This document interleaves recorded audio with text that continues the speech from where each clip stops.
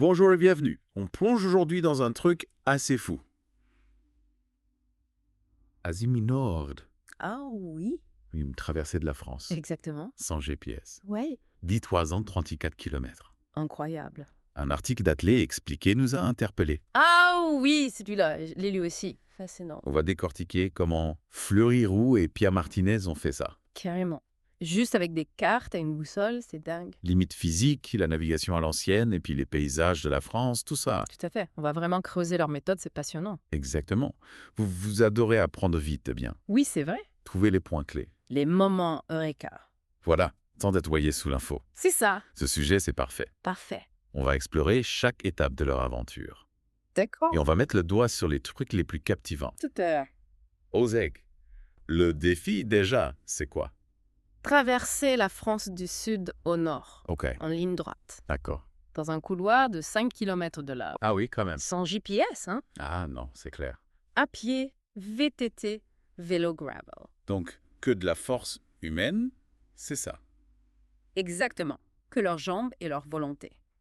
11 jours, En mars 2025. les 334 km. C'est énorme. C'est un sacré morceau, hein. Ah oui. On parle pas d'une petite balade du dimanche, là. Non, c'est une vraie expédition. Dénivelé positif. 93 400 mètres. Oh la vache, ouais. Comme monter plusieurs fois le Mont Blanc. C'est plus une randonnée, là, c'est de l'alpinisme presque. Presque, ouais. Et la performance physique, comment ils ont géré ça, Annie? Alors, déjà, les 5 premiers jours, 257 km entre elles. En courant, quoi. Ouais, en trail, donc sur des terrains variés. Donc là, on imagine la nature et la vivent à fond. Ah, complètement. Chaque Hmm. pas, chaque respiration. Ensuite, Estex. 2 jours de VTT, 252 km. Ça commence à faire. Là, c'est les montées, les descentes techniques. Plus rapide que le trail, j'imagine. Ah oui, ça permet d'avancer plus vite, surtout dans les zones rurales. Et après, le VTTA. Le gros morceau.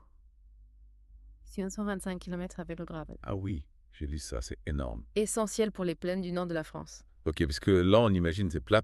Exactement, et le gravel permet d'aller vite sur les chemins agricoles. Et sur les petites routes aussi, non de lait. Oui, c'est ça, le gravel, c'est polyvalent. Donc 3 disciplines, 3 manières de se dépasser. Ouais, c'est vraiment complet comme défi. Ok, la navigation sans GPS maintenant. Le cœur du sujet, Comment ils ont fait carte? Des cartes, une boussole, c'est tout. c'est tout. Sans carte à papier format A3. Sans carte, tout ça. Oui, préparé avant le départ. Ah oui, ça demande une préparation de dingue. Carrément. Et une maîtrise de la boussole et de l'azimut. L'azimut, c'est quoi au juste R? C'est un angle, une direction pour garder le cap. Ok, je vois. Un truc qu'on a un peu oublié avec les GPS. C'est clair. Et Fleury-Roux, il a passé des semaines à étudier les cartes, c'est ça. Oui, pour anticiper les zones difficiles. Les forêts, les propriétés privées, tout ça. Exactement. Quelle préparation? Comparé au GPS, c'est le jour et la nuit. Ah oui, l'article parle d'une bouffée d'air frais. Revenu aux bases, quoi. Ouais, ça fait réfléchir à notre dépendance à la technologie. Vous qui nous écoutez, vous avez déjà essayé de vous orienter sans GPS. C'est pas si facile. Non, justement. Et en plus de la navigation, il y a eu les obstacles. Hein. Ah oui, les obstacles. 12 autoroutes, c'est ça. 12 autoroutes, imaginez. Faut les traverser en restant dans le couloir. Exactement, sans dévier de la trajectoire. Et les rivières aussi, des dizaines. Des dizaines, oui, parfois il a fallu improviser un canoë. Un canoë. Oui, pour traverser. C'est dingue. Et les clôtures, les barbelés, des centaines. Ah oui, c'est pas une promenade de santé. Non, chaque obstacle, c'est du temps et de l'énergie perdue. Et de la débrouillardise aussi, non. Ah oui, de l'adaptation, de la créativité. C'est ce qui rend l'aventure encore plus impressionnante. Tout à fait.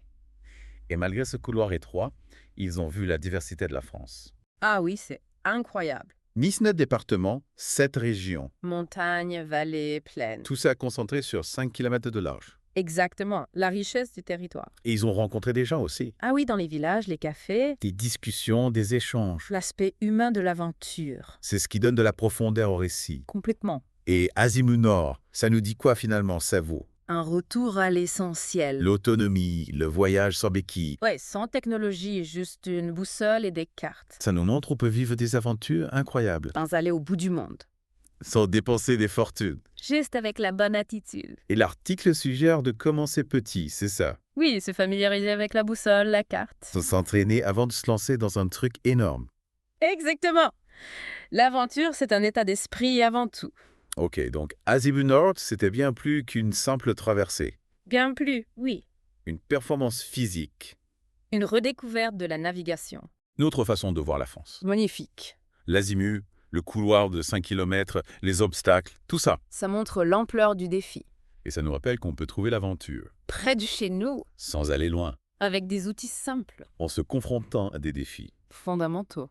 Et vous qui nous écoutez, qu'est-ce que ça vous inspire? Est-ce que ça vous donne envie d'essayer la navigation à l'ancienne? De sortir des sentiers battus. De vous reconnecter à la nature? Réfléchissez. Peut-être que l'aventure vous attend juste au coin de la rue.